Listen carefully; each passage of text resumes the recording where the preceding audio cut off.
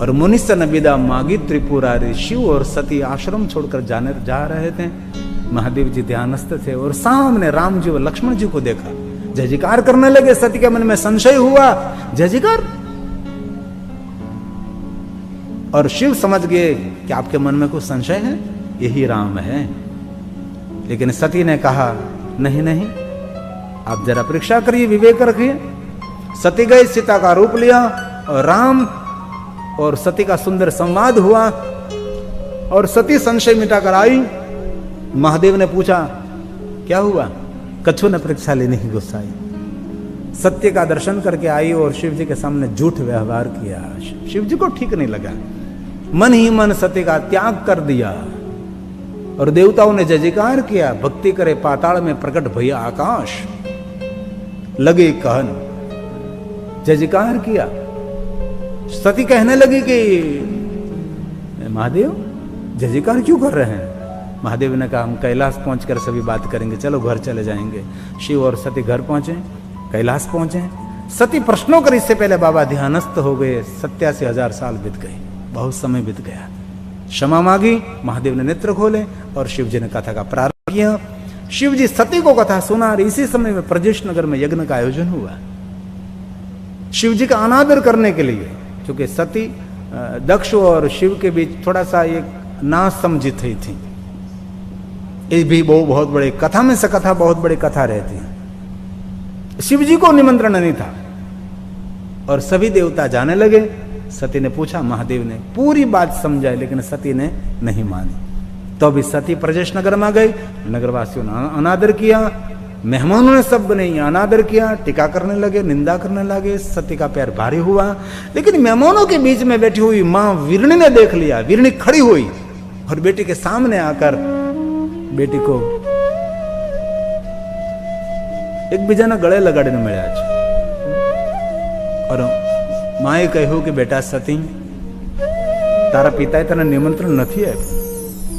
माँ और दीकरी वो भेटी ने मिला है।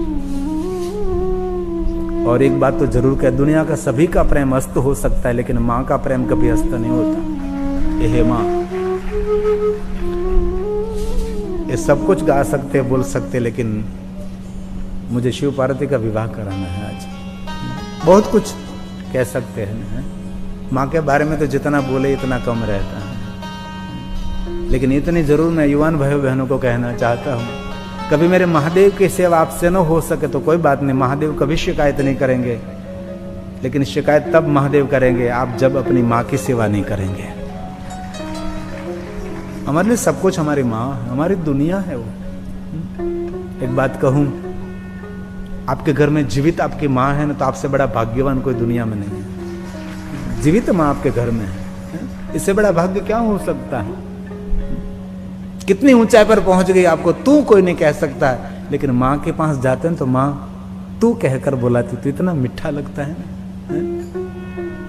ये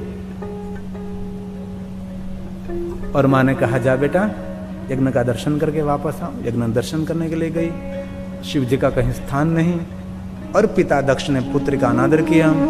सती ने योगाग्नि को प्रकट कर अपने देह को शांत कर दिया। शिव जी को पता लग गया।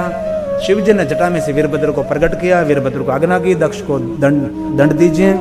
हुंकार करता हुआ वीरभद्र वहां आया। भृगु ऋषि ने युद्ध रोकने के लिए प्रयास किया। युद्ध के परिणाम स्वरूप दक्ष का मस्तक अलग हुआ, यज्ञकुंड में जलकर भस्म हुआ। और भृगु ऋषि ने प्रार्थना की, महादेव वहां पधारे। दक्ष को जीवित किया पशु मस्तक के द्वारा। दक्ष महाराज ने महादेव की बहुत सुंदर स्तुति की, और दक्षेश्वर महादेव लिंग रूपेण सतमः अनुग्रह लोकानां। दक्ष को बहुत सारे वचन कहे, और सती का शव लेकर भगवान महादेव जी यात्रा करने लगे। एक पहाड़ से दूसरे पहाड़ पर विष्णु भगवान ने चक्र को आग्नाग्नि, जहां जहां सती गंग गिरे वहां वहां शक्तिपीठों का प्रकट्य हुआ। और ये कथा तो इतनी करुणता से भरी हुई कथा है, गजब की कथा।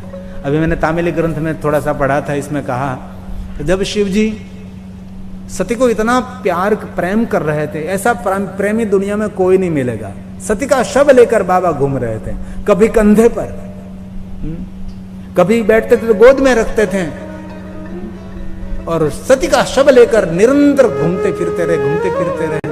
और शिव जी की आंख में से आंसू टपकते रहे। और शिव जी के आंसू जहां जहां गिरे वहां वहां वृक्ष प्रकट हुए, वृक्ष को फल आया। इस फल का बीज जिनको हम रुद्राक्ष कहते हैं, रुद्र के आंसू में से प्रकट हुई ये फल, ये रुद्राक्ष। मेरे महादेव का प्रेम है, मेरे महादेव का सतीव योग का दर्द है इसमें। इसीलिए जो रुद्राक्ष पहनता है ना, उसके दुख दर्द को भगवान महादेव हरते हैं। इसीलिए रुद्राक्ष पहनना चाहिए। शिव जी का दर्द से प्रकट हुई रुद्राक्ष, इसलिए हमारे दर्द दुख आदि व्याधि रुद्राक्ष दूर करते हैं। इसलिए शिव भक्त नहीं, सभी रुद्राक्ष पहनते हैं। विष्णु मिले, राम मिले, कृष्ण मिले, सबके लिए रुद्राक्ष श्रेष्ठ है। कोई ऋषि मुनि मिले, सबके लिए रुद्राक्ष श्रेष्ठ है। इसलिए रुद्राक्ष पहनना चाहिए। कोई भी संप्रदाय, कोई भी विचारधारा में है, शिवपुराण ग्रंथ में कहा, जिनके भाल में भस्म बिंदी नहीं, जिनके कंठ में रुद्राक्ष नहीं, जिनके मुख में शिव का नाम नहीं, उसका कभी मुख भी देखना नहीं चाहिए। ये हमारी शिव परंपरा है, ये हमारे महादेव की परंपरा है। बाबा सती के शब्द से मुक्त हुए, ध्यानस्थ हो गए हिमालय पहाड़ में। और सती ने अंत समय हरि के पास वरदान मांगा था और जन्म हुआ हिमालय। ते ही कारण हिमगिरि गुरु जाय, जन्मे पार्वती तनु पाई। दूसरा जन्म हिमालय के, वहां मैनावती के, वहां पार्वती के रूप में हुआ। और नारद जी ने इतनी महादेव की महिमा सुनाई कि पार्वती का मन भर गया और पार्वती ने निर्णय ले लिया कि उसको मुझे मिलना है, उसके साथ ही मुझे विवाह करना है। और नारद जी ने पार्वती को शिव भक्ति का मार्गदर्शन किया और पार्वती ने कठिन तप महादेव को पाने के लिए किया। एक तरफ पार्वती तप कर रही है, शिव जी ध्यानस्थ हैं, बीच में तारकासुर नाम का असुर हुआ। ब्रह्मा जी ने वरदान दिया, शिव पुत्र के द्वारा तेरी मृत्यु होगी। शिव का तो कोई पुत्र नहीं है, पत्नी थी वो तो जल कर गई बस, और ये कैसे होगा? तब देवताओं ने इंद्र के पास जाकर, इंद्र ने कहा हम शिव जी को कामी बना देंगे, क्यों हमारे जैसा बना देंगे हम, कैसे करेंगे? कामदेव को कहा, रति के साथ कामदेव आया, महादेव पर प्रयोग किया। बाबा ने तीसरा नेत्र खोलकर काम को जलाकर भस्म कर दिया। रति को वरदान दिया कि रति तेरा पति तो जलकर भस्म हुआ, जहां तेरा पति भस्म हुआ है वहां मैं लिंग रूपेण रहूंगा, कामेश्वर लिंग से मैं प्रसिद्ध रहूंगा, और कोई भी मेरा भक्त मुझे कामेश्वर से पुकारेंगे उसकी कामना की मैं पूर्ति करूंगा। रति को वरदान दिया, मेरे चरणों में जो रति रखेंगे उस पर मैं हमेशा अविरत प्रेम करता रहूंगा।